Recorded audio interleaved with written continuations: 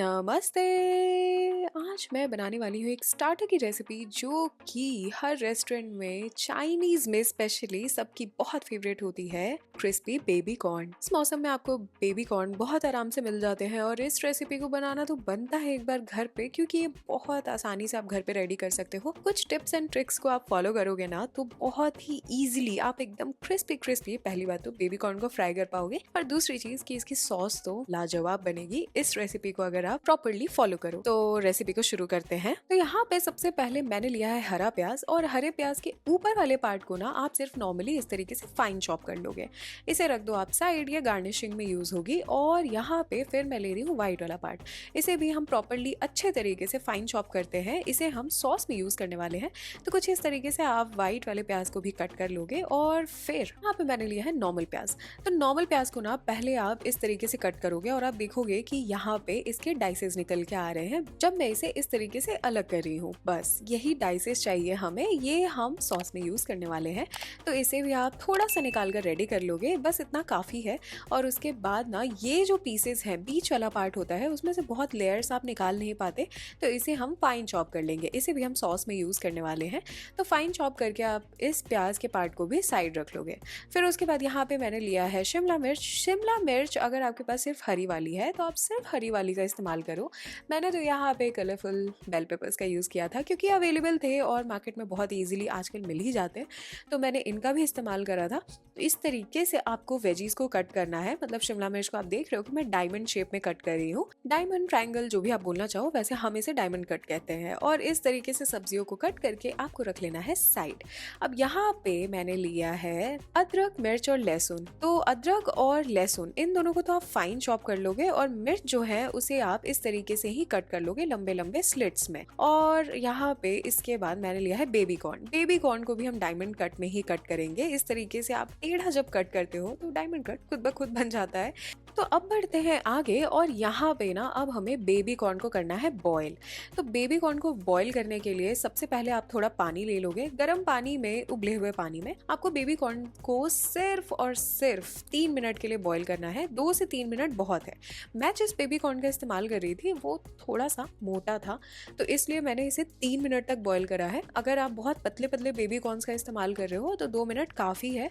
आपको इसे over cook नहीं करना, वरना ये बिल्कुल ही हलवा बन जाएगा और टूटना शुरू हो जाएगा जब हम इसे फ्राई करेंगे या फिर इसे कोट करेंगे। तो इसलिए बहुत इंपॉर्टेंट है कि मैंने जो टाइम आपको बताया है आप उतनी ही देर के लिए इसे बॉईल करो, और पानी में नमक डालना बिल्कुल मत भूलना। यहाँ पे बेबी कॉर्न अच्छे तरीके से बॉईल हो चुके थे, तो मैंने इसे एक बोल में निकाल लिया है। बहुत ज़रूरी है कि आप बेबी कॉर्न को ना एक बोल में निकालो, बड़े बोल में निकालो, क्योंकि इसी बोल में जब ये गर्मा गर्म है उसी वक्त मैं इसमें कुछ चीज़ें और ऐड कर रही हूँ, और फिर इसे हम कोट करेंगे। तो आपको सिर्फ यहाँ पे ना ये मसाले ऐड करने हैं, नमक ऐड करना है थोड़ा, बहुत कम, और क्योंकि सॉस में भी बहुत नमक होती है तो यहाँ पे आपको बहुत कम मात्रा में नमक को ऐड करना है। और उसके बाद मैंने यहाँ पे कॉर्नफ्लावर डाला है। कॉर्नफ्लावर डालने के बाद आपको इसमें हाथ लगाने की ज़रूरत नहीं है। थोड़ा बहुत गीलापन बेबी कॉर्न के ऊपर ऑलरेडी है, तो यहाँ पे उसी का इस्तेमाल हम करते हैं इसे कोट करने के लिए। तो कॉर्नफ्लावर को आप पहले 1 चम्मच डालोगे, फिर आप इसे अच्छे तरीके से मिक्स करोगे। इसी तरीके से आप बोल को हिला हिला कर मिक्स कर सकते हो, और उसके बाद आप यहाँ पे दोबारा कॉर्नफ्लावर इसमें ऐड करोगे। उसके बाद आप देखोगे कि परफेक्ट कोटिंग हो चुकी है। आपका बेबी कॉर्न कुछ इस तरीके का दिखना चाहिए, जो पीसेस हैं परफेक्टली कोटेड होने चाहिए, मतलब कॉर्नफ्लावर अच्छे तरीके से उनके ऊपर लगा होना चाहिए। अब यहाँ पे ना बिल्कुल रेडी थे ये कोट होकर, तो मैंने इसे इस तरीके से झारे की सहायता से बिल्कुल तेज आंच पे ऑयल में फ्राई करने के लिए डाल दिया है। अब यहाँ पे ना 2 चीज़ें इंपॉर्टेंट है। एक, कि आप झारे पे लेकर बेबी कॉर्न को इसलिए डालते हो ताकि ये जो नीचे का कॉर्नफ्लावर का पार्ट है ना, ये कहीं तेल बनाना चला जाए। तेल वरना बहुत ज़्यादा गंदा हो जाता है और बेबी कॉर्न भी गंदे दिखने लगते हैं। इसलिए बहुत इंपॉर्टेंट है कि आप इस तरीके से झारे की सहायता से बेबी कॉर्न को डालो। तो होता ये है ना, ये जो फाइन पाउडर है, पार्टिकल्स है, ये बोल में ही रह जाते हैं, और सिर्फ आपके कोटेड बेबी कॉर्न्स गर्मा गर्म गरम तेल में इस तरीके से चले जाते हैं। अब बिल्कुल तेज़ आंच पे ना आपको इसे अल्टी पल्टी करके थोड़ी देर के लिए फ्राई कर लेना है, बिल्कुल तेज़ आंच पे फ़िलहाल के लिए। हम यहाँ पे इसे डबल फ्राई करने वाले हैं। मैं आपको बिल्कुल प्रॉपर रेसिपी बता रही हूँ, तो इसलिए मैं आपको बता दूँ कि ये इसी तरीके से रेडी होते हैं रेस्टोरेंट में भी, हमें इसे डबल फ्राई करना पड़ता है, तभी ये प्रॉपरली काफ़ी देर तक क्रिस्पी रह जाते हैं। तो यहाँ पे मैंने इसे पहले बाहर निकाला और यहाँ पे ना आँच को मैंने बिल्कुल धीमे कर दिया था और 5 मिनट का वेट करा मैंने इसे छन्नी पे निकाला था ना, तो ये फटाफट ठंडा भी हो गया। ठंड का मौसम है तो ऑब्वियसली ये जल्दी ठंडा हो गया। अगर आप चाहो तो इसे पंखे के नीचे भी रख सकते हो 5 मिनट के लिए सिर्फ, और फिर से इस तेल में हम बेबी कॉर्न्स को दोबारा डाल देंगे।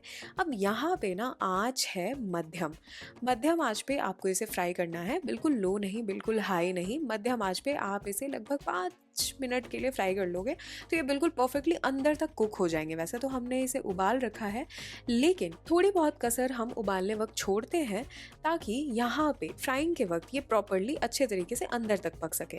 तो मध्यम आँच पे ना मैंने इसे अच्छे तरीके से फ्राई करा, और ऊपर कलर आना भी बहुत इंपॉर्टेंट है। तो मध्यम आँच पे जब आप धीरे धीरे इसे अल्टी पल्टी करके फ्राई करोगे तो आप देखोगे थोड़ी देर में आपके बेबी कॉर्न बिल्कुल अच्छे तरीके से फ्राई हो चुके हैं। तो यहाँ पे आप इनका कलर भी देख सकते हो। आपको इससे ज़्यादा डार्क बेबी कॉर्न को बिल्कुल नहीं करना है, ये बहुत इंपॉर्टेंट है। तो यहाँ पे बेबी कॉर्न को मैंने एक छन्नी पे निकाल दिया था और इसे रख देते हैं थोड़ी देर के लिए साइड।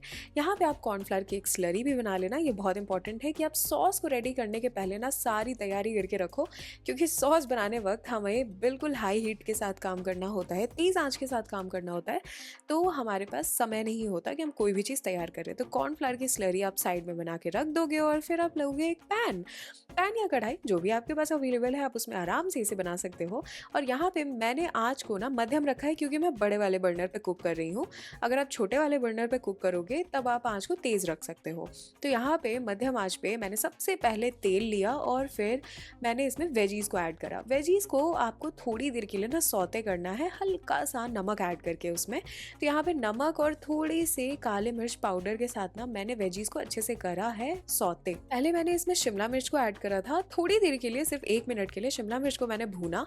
उसके बाद मैंने इसमें प्याज को भी ऐड कर दिया और फिर मैंने इसे अच्छे तरीके से सौते कर लिया थोड़ी देर के लिए। प्याज को मैंने बाद में ऐड करा था, लेकिन प्याज अब ट्रांसपेरेंट हो गए हैं। जब आपको लगे ना कि हाँ प्याज का कलर चेंज हो गया है, वो थोड़े से ट्रांसपेरेंट हो गए, तो आप उसे बाहर निकाल लोगे। यहाँ पे सारी सब्जियों को इनफैक्ट बाहर निकाल लोगे। और फिर इसी पैन में मैं ले रही हूँ फिर से तेल। अब यहाँ पे तेल में मैं फटाफट ऐड करने वाली हूँ हरी मिर्च और ये फाइन चॉप जिंजर गार्लिक। तो अब थोड़ा सा इसे चला लोगे और फिर तुरंत आपको यहाँ पे ऐड कर देना है उस प्याज वाले मिक्सचर को जो हमने स्टार्टिंग में कट करा था। जो फाइन चॉप वाइट वाला पार्ट था ना प्याज का, वो, और जो पिंक वाले प्याज का फाइन चॉप था पार्ट, वो भी। ठीक है, दोनों को हमें यहीं पे ऐड करना है और दोनों को अच्छे तरीके से हम थोड़ी देर सौते करते हैं, सिर्फ 1 से 2 मिनट के लिए। हमें इसे बहुत ज़्यादा नहीं पकाना। उसके बाद मैं इसमें ऐड कर रही हूँ सॉसेस। तो मैंने इसमें रेड चिली सॉस और डार्क सोया सॉस और केचप का यूज़ करा है। फिर इन सारी चीज़ों को हम अच्छे तरीके से मिलाएंगे। एक चीज़ बहुत इंपॉर्टेंट है कि अगर आपको स्पाइसी बनाना है इस बेबी कॉर्न को, तो आप यहाँ पे रेड चिली सॉस थोड़ा ज़्यादा डालोगे। मैंने थोड़ा कम डाला था, या फिर आप हरी मिर्च का ज़्यादा इस्तेमाल कर सकते हो। और मैंने बेसिक रखा है, इसे बहुत स्पाइसी नहीं बनाया है, तो मैंने जो मात्राएं बताई हैं उससे बहुत स्पाइसी बेबी कॉर्न तो नहीं बनने वाला, तो आप थोड़ा एक्स्ट्रा ऐड कर सकते हो, आपकी जैसी मर्जी। अब यहाँ पे जब सॉस आप ऐड कर रहे थे, ये इंपॉर्टेंट है कि आप आँच को बिल्कुल धीमे रखो, क्योंकि सॉस तुरंत जल सकती है, चिपक सकती है आपके बर्तन से। इसलिए आप जब इसे मिक्स कर रहे हो, अच्छे से चला रहे हो, 1 मिनट के लिए हमें सॉस को भी पकाना होता है, तो उस वक्त आपको यहाँ पे आँच को बिल्कुल धीमे रखना है। यहाँ पे मैंने थोड़ा सा विनेगर भी ऐड करा है। अगर आपके पास विनेगर ना हो तो आप लेमन जूस का यूज कर सकते हो। यहाँ पे मैंने ना बहुत थोड़ा सा पानी भी ऐड करा था, आपने देखा होगा। आपको बिल्कुल भी ज्यादा पानी का इस्तेमाल नहीं करना है, वरना सॉस अच्छे से बेबी कॉर्न पे कोट नहीं होगी। ग्रेवी नहीं बना रहे हम, इसलिए बहुत थोड़ा सा पानी आप ऐड करोगे और फिर यहाँ पे कॉर्नफ्लावर की आप स्लरी डालोगे। कॉर्नफ्लावर की स्लरी को चलाकर आपको डालना है इसमें, और उसके बाद ना अच्छे तरीके से करना है मिक्स। यहाँ पे जैसे आप कॉर्नफ्लावर की स्लरी डालोगे तो ये मिक्सचर थोड़ा सा थिक होने लगेगा, तो मैं यहाँ पे थोड़ा सा पानी और डाल रही हूँ। इतना पानी काफ़ी है। आप कंसिस्टेंसी देख लो, आपको सॉस को कुछ इसी तरीके से रखना है। और फिर यहाँ पे मैंने डाल दी है इसमें सब्जियाँ, जो हमने स्टार्टिंग में ही सौते करके रख ली थी। तो यहाँ पे सब्जियों को ऐड करने के बाद ना आप इसमें ऐड करोगे काली मिर्च का पाउडर, और मैंने यहाँ पे थोड़ा सा नमक ऐड करा है। सॉसेस में भी काफ़ी नमक होता है, तो आप नमक का थोड़ा-सा ध्यान रखोगे। और अगर आपको इसे स्पाइसी बनाना हो तो यहाँ पे आप रेड चिली पाउडर ऐड कर सकते हो, मैंने नहीं करा था। अब यहाँ पे अच्छे तरीके से हम कर लेंगे इसे मिक्स और फिर मैं इसमें डाल रही हूँ बेबी कॉर्न। बेबी कॉर्न जो हमने फ्राई करके रखे थे उसे हम इसमें ऐड कर देंगे और फिर हम इसे अच्छे तरीके से कर लेंगे कोट। अब यहाँ पे आप देख सकते हो कि ये कितना ज़्यादा टेस्टी लग रहा है, बिल्कुल अच्छे से सॉस कोट हो चुकी है हमारी बेबी कॉर्न पे। तो हम इसे गर्मा गर्म सर्व कर लेते हैं और ये रेसिपी ना यहाँ खत्म हो चुकी है। तो जाओ बनाओ और मुझे बताओ कि ये रेसिपी आपको कैसी लगी। तो इसे गार्निश करने के लिए मैंने यहाँ पे डाला है थोड़ा सा स्प्रिंग अनियन और सेसमे सीड्स मतलब तिल। एक बार इस रेसिपी को आपको जरूर घर पे बना के ट्राई करना चाहिए और जिसने भी आपके हाथ के ये क्रिस्पी बेबी कॉर्न खा लिए ना वो आपका फैन हो जाएगा, ये मेरी गारंटी है। अगर नहीं होता तो कोई बात नहीं, आप खा लेना, बट इसे बनाना जरूर। आई होप आपको ये आसान सी रेसिपी पसंद आई हो, अच्छी लगी हो। अगर आई हो तो लाइक का बटन जरूर दबा देना, मेरी थोड़ी सी हेल्प हो जाएगी। और ऐसे वीडियोस ऐसी रेसिपीज के साथ तो मुझे हर हफ्ते आना है, तो मेरे चैनल को भी सब्सक्राइब कर लेना। तब तक के लिए बाय बाय।